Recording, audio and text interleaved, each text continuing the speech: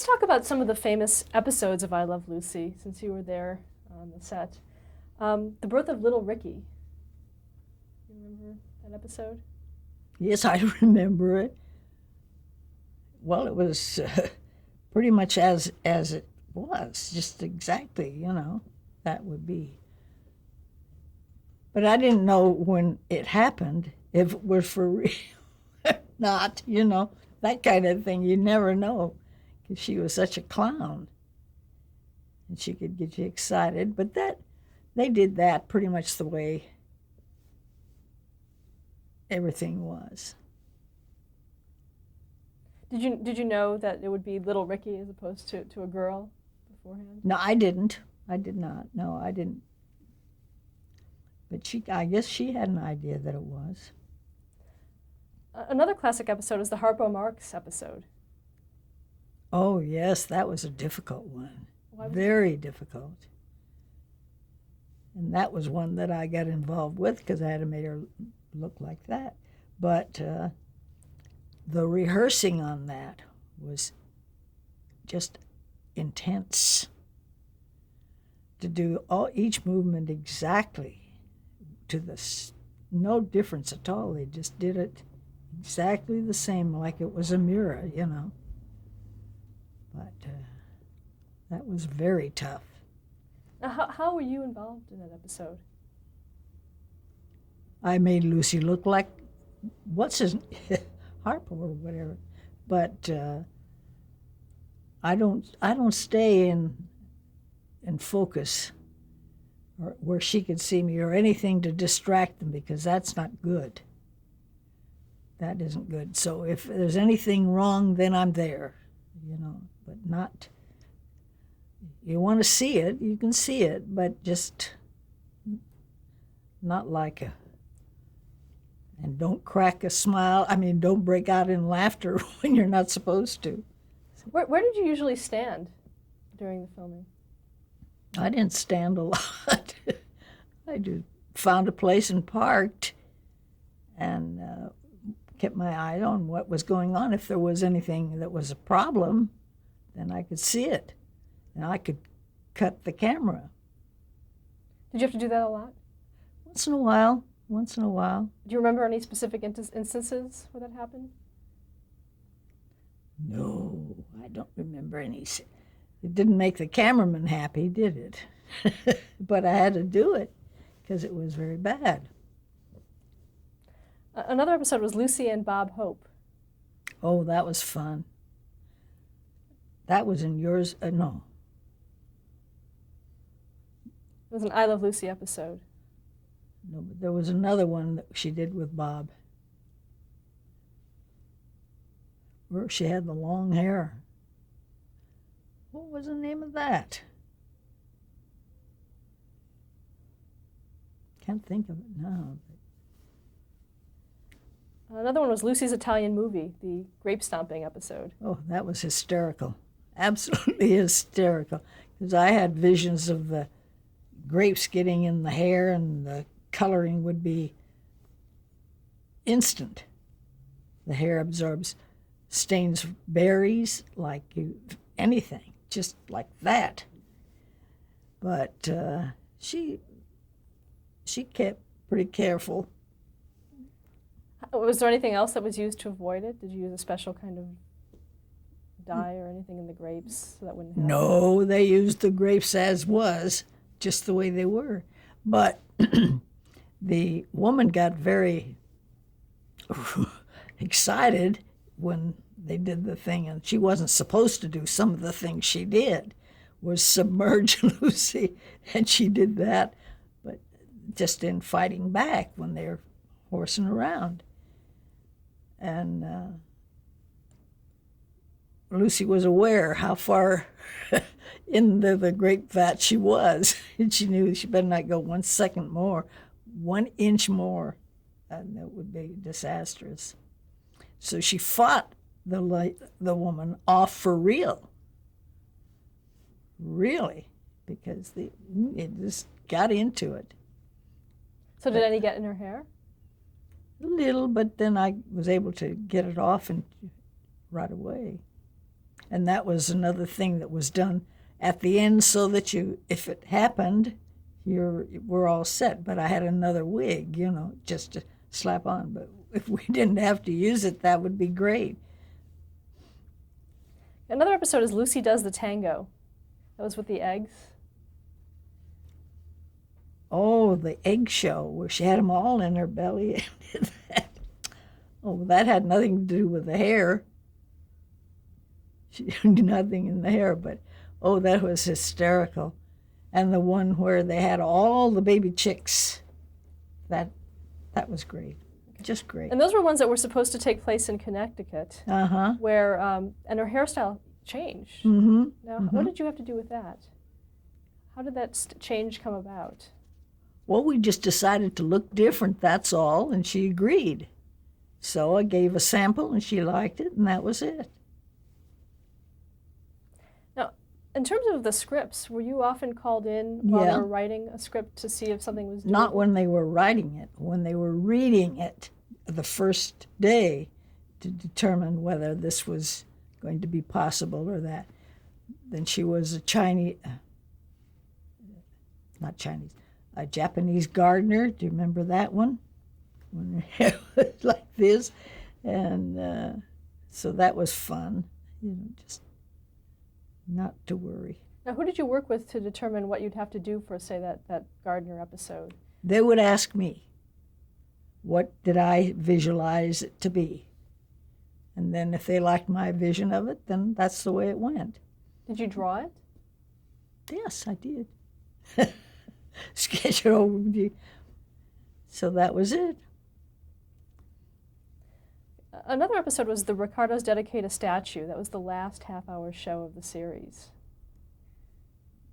The statue dedication? Yeah, that was the last half-hour show. It was before it went to the Lucille Ball and Desi Arnaz show. Does that have any kind of memory for you? You mean not when her head come out of the table? You don't mean that, do you? Ooh, I don't know about the statue. What is your favorite episode of the program? My favorite?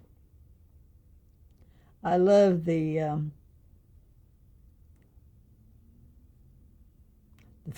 restaurant one. I can't think of his name. He married and went to... See, I was there a moment ago, now it's gone. That's a senior moment. You get them once in a while, just so they don't last forever. Oh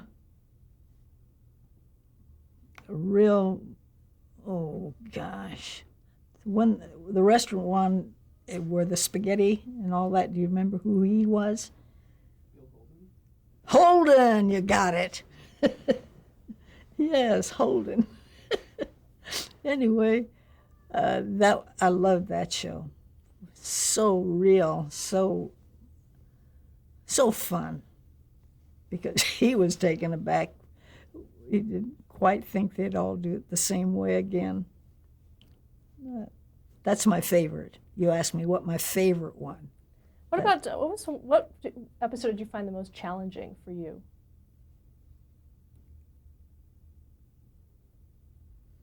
Wouldn't you?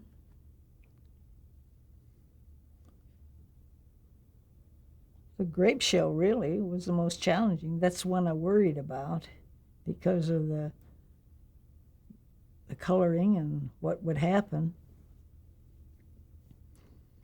But there was a time that wasn't a Lucy show, but it was a Lucy World Fair in New York that we haven't covered. That was hysterical. They had 71 or 7, what's that song? 78 trombones. 76. The music, the song. All right, they wanted me to have 78 wigs just like Lucy for all the musicians. Now that was a thing. They were all acrylic though, and they were really redder than red. And all of the musicians had that, and she came riding on the back of the car like they do in the parade. She was up on the back end of it, and I am walking behind the car at a pace like this. So, because she was getting away to do, and they wanted to know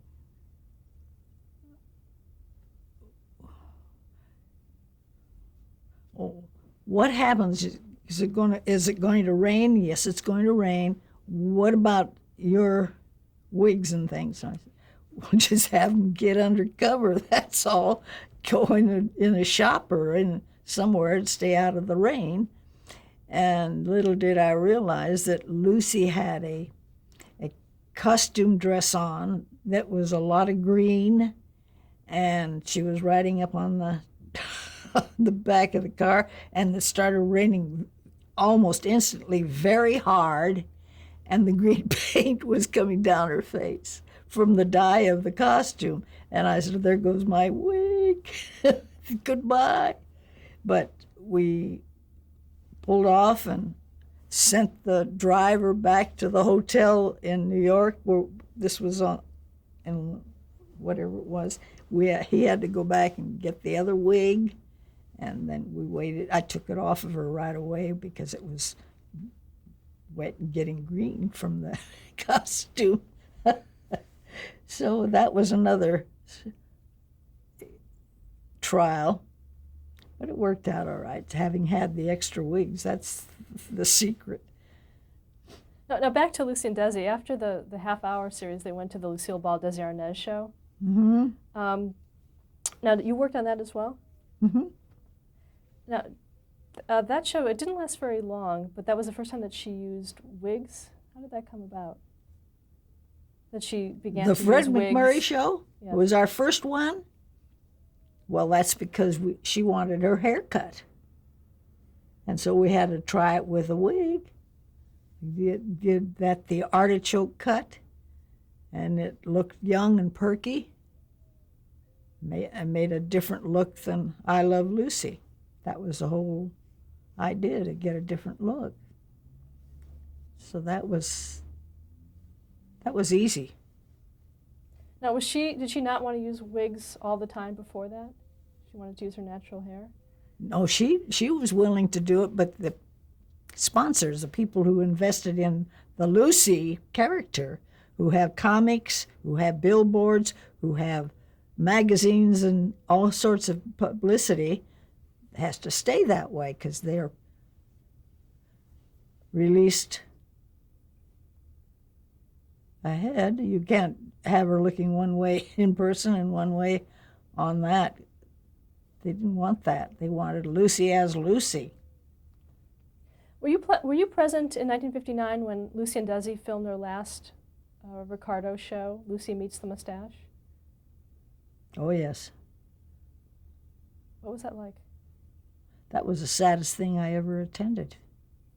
It was very, very testing because I knew they both were having a problem. That was Ernie Kovacs. And so what was it like? You ever been with two people that are having a trouble and you like them both? That's exactly the feeling it is. Very difficult. Did everyone know it was the last show? Mm-hmm. Everyone on the crew, sure, but I don't know about the audiences. They didn't know it. How did you know? I work with her. That's how I know. She would tell me anything and everything, but I'm not telling you anything and everything. Now, did she ever ask you to respect her confidentiality, or was it just something that? She wouldn't have to ask me.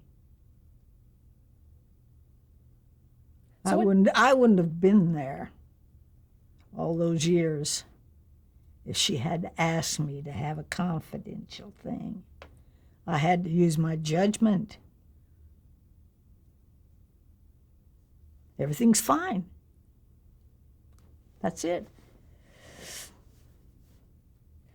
So what kind of things did you talk about with her when you? There you go. I know I'm not asking personal, but if you weren't not the personal. Talking things, about but children, mostly the babies, the kids, and what a problem they are or aren't, as the case may be. Now, We came home from New York from a trip of publicity, and we went. I always went to her house, and then my husband would pick me up at her house to bring me home, so they wouldn't have to bother with that trip. So I went in the house to give Peter a call and say we're here, and Patty Duke was sitting there in the chair with the baby. That was a take. So I was missing as fast as ever I could. Now, what happened after the show went off the air? What did you do? Did you immediately, did you stay with Lucy during her personal appearances? Oh, all of them. Traveled with them everywhere. Were you on a retainer with her, or how did that work? No, I didn't want that.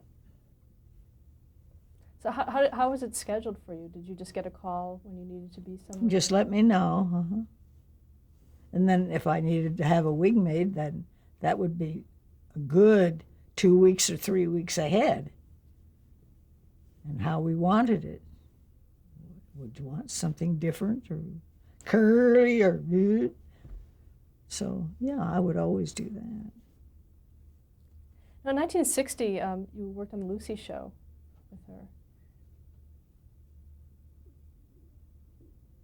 See, now you know the difference, but to me, Lucy shows, all of them are Lucy shows. Whether they have another name or not, they're just Lucy shows.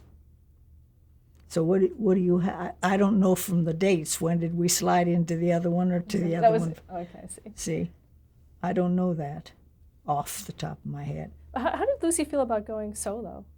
Going solo? Yeah, without Desi.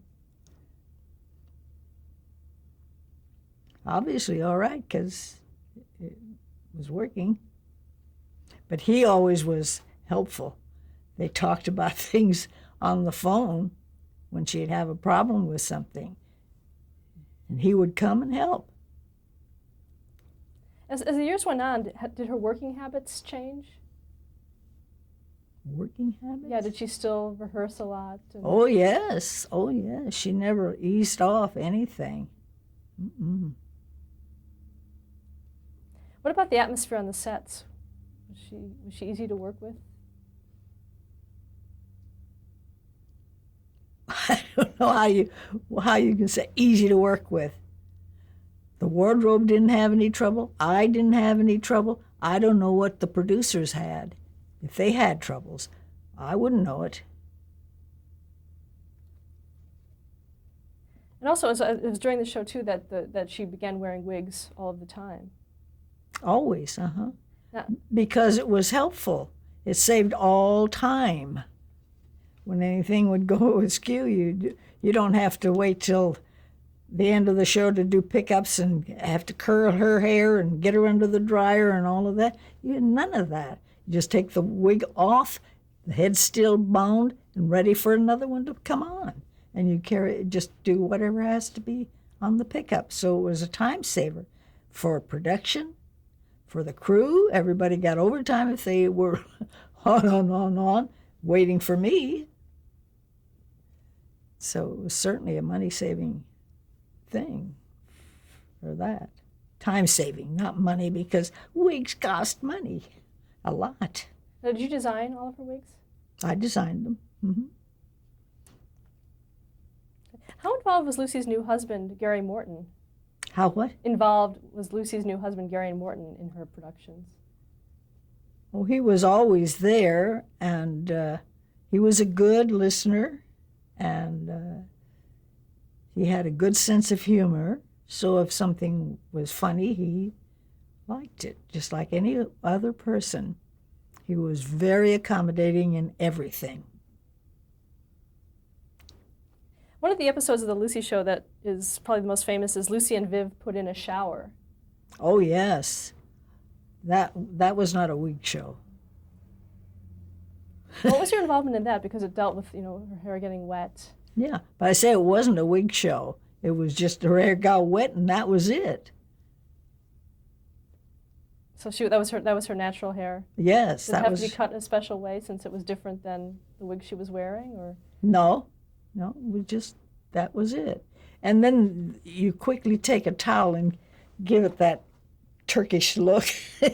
How they bend over and wrap the towel around and screw it up and then tuck it up under the back, and it looks like a Turkish turban, the turban look. That's the word I was trying to think of. And talk about working with, did you work at all with Gail Gordon? Yes, he was on those shows. Wonderful, wonderful man. Just wonderful. And he adored Lucy. She could do no wrong. He just loved her always. Okay, and then later on for Here's Lucy, there was Marianne Croft. Marianne Croft, yeah. Oh, yeah. Well, she was a very nice gal. Not Marianne. Is her name Marianne Croft? Maybe. Where's Mary Jane? Mary Jane, that's what. Anne is not the one. Mary Jane Croft. She was a very, very good gal. And knew her talent. Worked beautifully with anybody.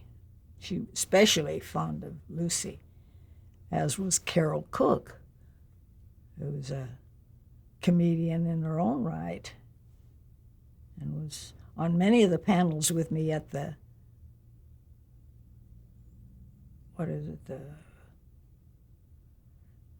fan show. I don't know. What do they call that? The fan club? Yeah, the fan club show, whatever. So Carol Cook was a very good companion with her. What about Carol Burnett? Carol Burnett, oh, I just loved her. They worked well together, always. Did you do? I didn't do Carol Burnett. She had her own girl from her own show, and her name was, I think, Elizabeth.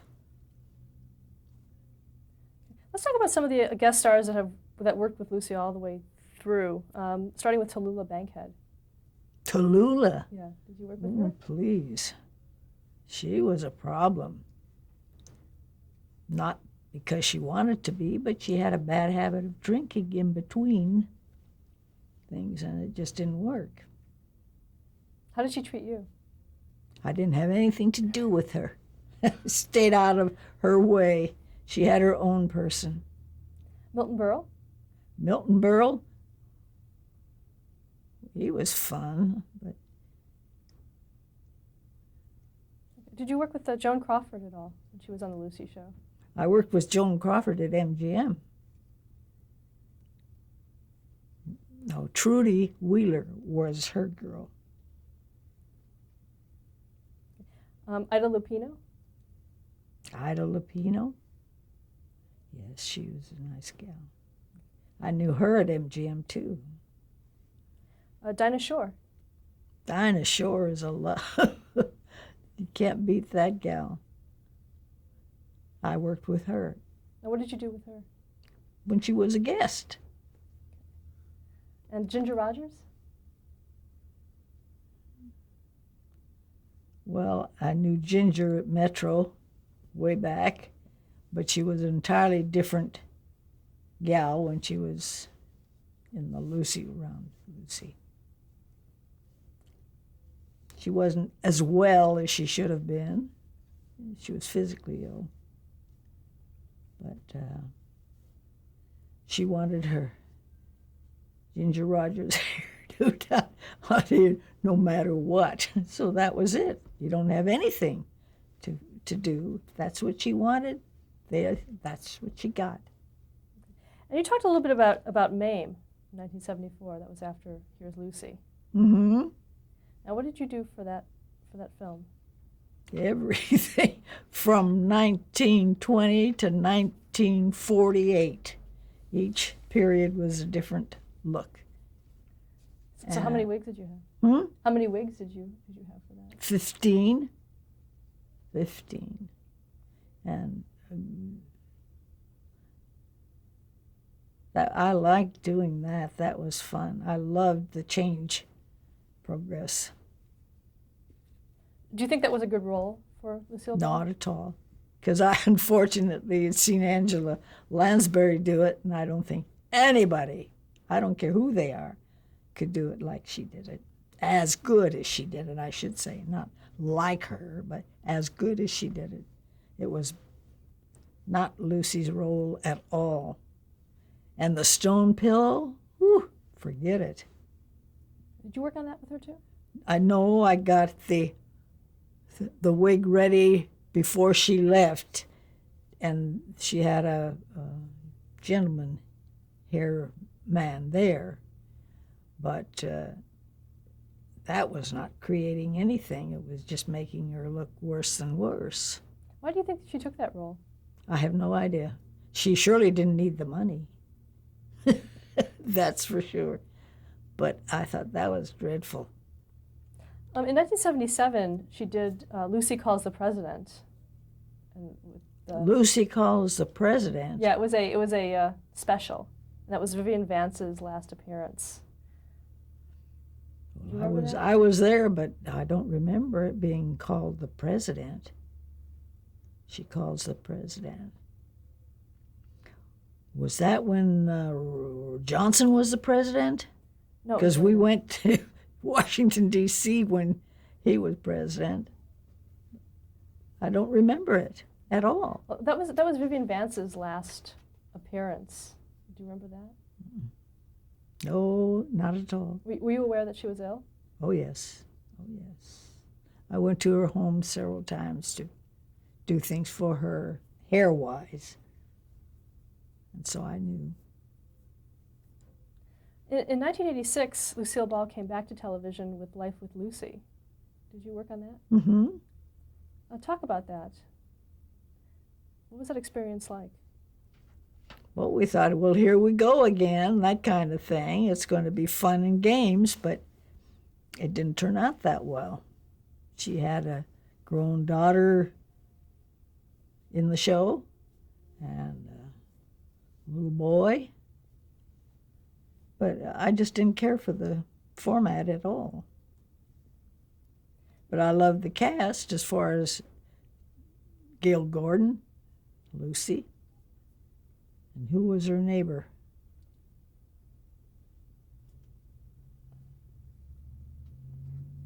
How did you find out the series was canceled?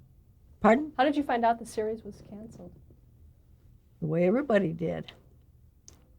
See, you're asking something I can't tell you. Okay, let's stop here to change the tape.